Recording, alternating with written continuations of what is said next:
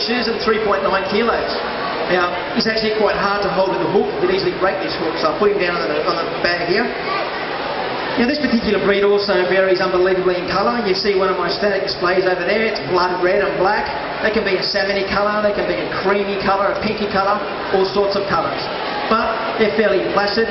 These guys, as I said before, don't have the venom yield of the king brown, but a very similar style of venom. Now, they'll eat rats and mice as well as other reptiles. All the black snake family are very, very cannibalistic. Now, one of the myths that I like to get rid of on here is I get so many people walk into my house and go, oh, carpet python. Nah, mate, that's a collar, it's black. But it's got patterns on it. Oh, it must be one of them king brown cross carpet pythons. And I laugh and say, no, that doesn't happen, mate. They go, well, I've heard stories about taipans crossing with green trees. You get a very good-looking, nasty little snake. You know, that's not possible, guys. It's not at all genetically possible.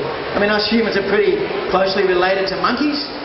But if you were to go and mate with a monkey, the chances of producing offspring are very, very slim. Although some of my friends would probably give it a go. Well, I'll stick this big fella away. The next snake is also a member of the black snake family, but a much, much smaller snake. I had a few people come up to me earlier on and say, oh, I'd really like to know about this blue-bellied black. Ah, well, hang around for my show and you'll see. You see, these guys, you find them around Toowoomba area, and they've got two names, either the blue-bellied black or a spotted black. And when I get the blue-bellied black out, you'll understand why it's called the blue-bellied black. Looks very, very similar to that of a red-bellied black, doesn't it? Can't see it, can you? Very similar. But guess what? It's got a blue-coloured belly, hence the name blue belly. Now, these guys don't grow as big as the other black snake family. The venom is actually the strongest out of the black snake family. Do you remember I said some snakes are more defensive than others? These guys really carry on like pork chop when you come across them in the wild. They'll flatten their neck out. You'll see a few of my snakes today. Problem is they're used to show so much they very rarely do it. But if any of my snakes flatten their neck out, that's a defence posture. It serves a few purposes. One, it makes them look bigger, so that way, look, I'm not going to fit down your throat, don't bother eating me. Or, makes them look larger, so they say, you really want to fight with something this big? So it's a little bit of their way of saying go away. They can't growl or bark like a dog, they can't jump up and down and squawk like a bird. All they can do is flatten their body out, give you a few false lunges. And what they also do is when they take a deep breath, us humans, when they take a deep breath to make themselves look bigger, us humans have got this big giant hole at the front of our head, the mouth, we go, let the air out really quickly. Snakes got two little nostrils at the front. So when they take a deep breath to make themselves look bigger and tougher, they have to expel all that air through the small nostrils. That's where you get their hiss from. Some snakes do that so violently, like these guys out in the wild, they carry on so much in their defence posture, it whistles. So I've heard the locals around Toowoomba area, oh, the whistling snake, that's where they get their nickname, because they carry on so much. Now, if you had this guy in your backyard today, and I said, oh yeah, that's a spotted black, or also known as a blue-bellied black, you go, sweet, no worries. And then I went and got the next bloke out, you'd absolutely... I've just got to be careful here. Remember I said black snakes are cannibalistic? I can see her husband waiting in anticipation. I think he has intention to eat her. Now, the next snake, if I was to capture this guy in your backyard, you'd definitely think it's another breed. You see, spotted blacks can have red spots, white spots, grey spots, cream, orange, whatever colour. They can have 10, 20 spots, or they can have hundreds of spots. This guy likes a newspaper too. Same breed of snake, exactly. But have a look at the difference. So if you've seen this guy the next day, you straight away assume there's a different breed of snake, wouldn't you? And that gives you an idea of the colour variations of the snakes. And you see one of my other spotted blacks that I've got in my static display over there, it's very orangey brown colour too. So they vary unbelievably. Alright, I'll stick these cheeky fellas away. That gets us to the next breed of snake. Number 5. I'll move your bum, big fella. Number 5 is a death adder. The death adder is very much like myself. A short fatty that doesn't like to go looking for his food, likes his food to be brought to him. You see, some snakes will actively go and look for their food, hunt it down, whereas death adders wait in ambush. Death adders are a very strange snake, very different.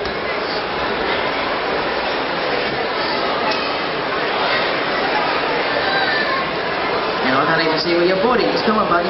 Come on, stop reading that newspaper. There you go. See how short and thick it is? Take note of its tail. Have a look how thin its tail is. Now, death adders come out in many, many colours. Very, very dark, very light, red, orange, grey, light brown, whatever. Some of them have a lot of stripes, some of them have nearly none. Now, in all the years of me being a professional snake catcher here in the Gold Coast, I've only come across one that hitched a ride. It wasn't from the Gold Coast, that hitched a ride in a lady's deal from Darwin. Those guys have been just about totally decimated because of the cane toad. Because the way the death adder works is he nestles his fat little bum under a tree, under a few leaves where there's some grass, and he sits there and wiggles that tail. Snakes can go up to a year without a feed. So they wiggle that tail and play the waiting game. They can wait and wait and wait. Whether it be a bird coming down to check out that worm wiggling, whether it be a gecko, a mouse, a lizard, a frog, the death adder smashes it, and that's dinner. And unfortunately, the cane toad sees that worm wiggling and thinks beautiful, comes over, the death adder grabs them, and bang.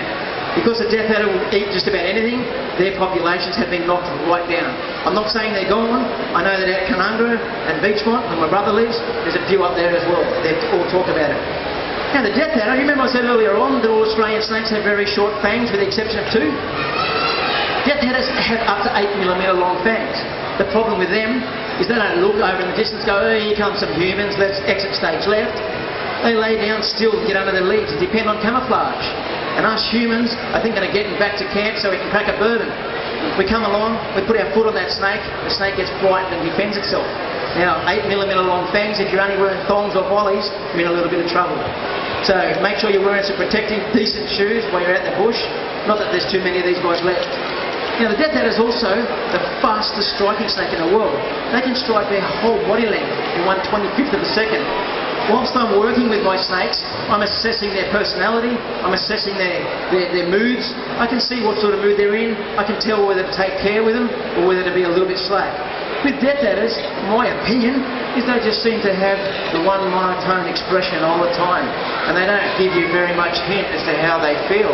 Then all of a sudden, bang! 8mm long fangs, they can strike fast and I can blink. My theory is don't get close enough to a death adder and you won't get bitten. I hear many people say, these guys, this particular snake, when I was sold this snake, I was told it's friendly as. I'm not going to find out. Alright, while I'm here, I'm going to dispel a few myths. If you circumnavigate your property in chlorine, Epsom salts, diesel, and a list of about 100 different chemicals that I've heard, it's not going to deter snakes. If you put a rope at the bottom of your driveway, that's not going to stop snakes either. If by chance you have a snake problem and you want to put a little bowl of milk out to attract a snake, by all means, put a tin of Milo with that milk, because when you get frustrated because the milk's not working, you've got to call the snake man, he loves the stuff. Milk has no effect on snakes, they don't care. They do not want to come and have a drink of milk. If by chance you have a snake issue, in every suburb, everywhere, they're advised to call snake catchers. We can give you advice over the phone. You can take photos with your phone and SMS, go, what's this? Bang, you get told straight away without even having to know your name. Whatever. You want us to come and remove it, we can do that. We can always give you the best advice, whether to leave the snake there, all that sort of business, or have it removed. Don't ever try and do anything yourself, because that's how people get bitten. Now the reasons why a lot of people get bitten, you should get the bloke that's at the pub, he's on his 17th schooner and the neighbour screams, help me. He goes down there, full of courage, ends up in hospital. Or you've got the bloke who walked out in his backyard and seen a brown coloured snake. Okay, let's do the unthinkable and get the shovel. I did this, could you? And it's a keelback. It's a little brown coloured snake that's totally harmless. It's got the attitude and personality of a slug on Valium. And they feel tough because they killed this little snake. Then they come across the 15-foot carpet python and take photos and show all their friends. Ah, Steve Irwin, you don't know anything. I can do it too. Then the next time they come across something like an eastern brown, they end up in trouble, end up in hospital. So the idea is to leave them alone. It's only when people go and throw their 2 cents worth in that they get into trouble. The next breed of snake is number 4. Now, number 4, I said earlier that snakes vary a lot in colour. None of them vary as much as this guy. If I gave every kid in this crowd a handful of pieces of paper and some colourful crayons and said, draw me a snake, I guarantee you that each piece of paper that I looked at, tiger snakes would come in that colour and with those patterns. They vary unbelievably. Now, tiger snakes are used to be very, very common here, but they're predominantly a frog eater. Therefore, their demise was the cane toad. I'm not saying they're 100% gone. I personally have never seen one in the Gold Coast, or Queensland for that matter. But I've heard little rumours that they're around in small pockets out west. So I'll believe that when I see it. Now you can see this bloke here, he's got a few stripes. Hence the name, the tiger snake. They vary unbelievably. They can be orange, they can be blue, they can be grey, they can be brown, they can be anything.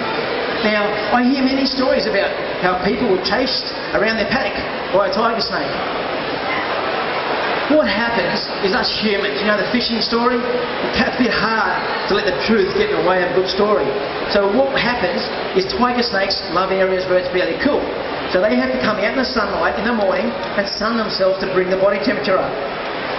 They're not quite as active as they should be first thing in the morning. And Mrs. Magoo has got her joggers on and she's jogging through the bush. All of a sudden she comes across a tiger snake that's curled up having a little nana-nat next to the roll. These guys have got quite a defence posture. They'll flatten their neck out, they'll lunge their entire body, they'll carry on like a pork chop.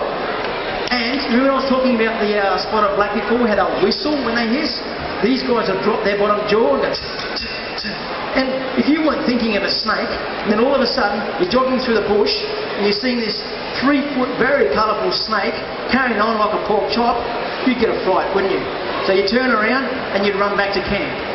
And instead of saying, look, I've seen this stripy looking 3-foot snake that took a swing at me, which is usually just a bluff to tell you to go away. Usually the story ends up being it was a 6-foot snake that chased me around the rocks. By the time you get home, it was driving a Mercedes wielding an Uzi. So the kids hear these stories and think that tiger snakes are bad. I personally have never seen a snake chasing one. I've been playing with snakes since I was a kid. I had one situation when I was with my brothers in the bush, we were camping. Dad's car was 500 metres away, we were all running amok. Red-bellied black. Ooh, snake! So we're falling over each other to get back to the car, looked over our shoulder, snake was doing the same thing. It went, ooh, humans. It was behind us. We thought it was chasing us. When we got back to the car, it went under this log. In those days I thought the snake was chasing me. The story was that snake panicked, was heading for home. We were heading for Dad's car, and that's all that ever happens. In all the years that I've been a snake catcher, I had one situation where an eastern brown was caught in an area where it couldn't get out. It was in a retirement village.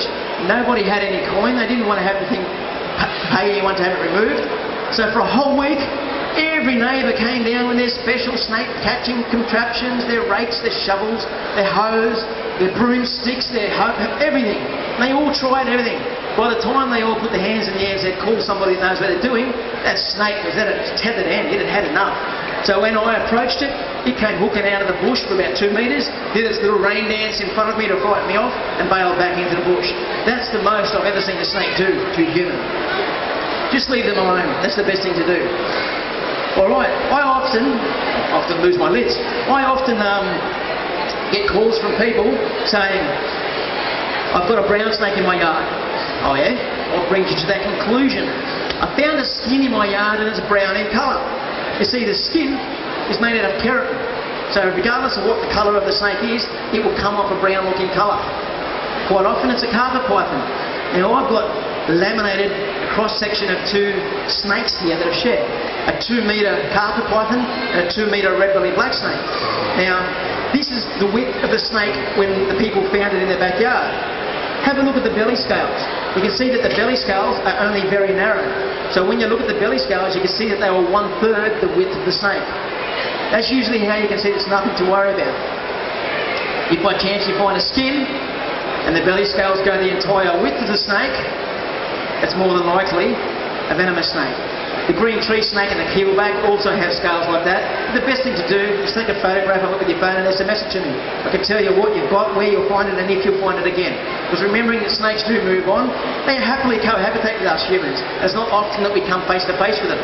I've got my own little theory that for every bird you see outside, there's a snake. Except birds squawk, they're colourful, they fly out in the open. Snakes are camouflaged, stealthy, and like to stay out of our hair. Alright, now the next snake, if you said to me, Tony, what's the hardest snake to handle? Regardless of what everyone thinks, I think it's the coastal taipan. The reason why I think it's the coastal taipan, it's Australia's longest venomous snake. They can grow over 3 metres long and they have the longest fangs. The fangs on these guys are up to 1 centimetre long.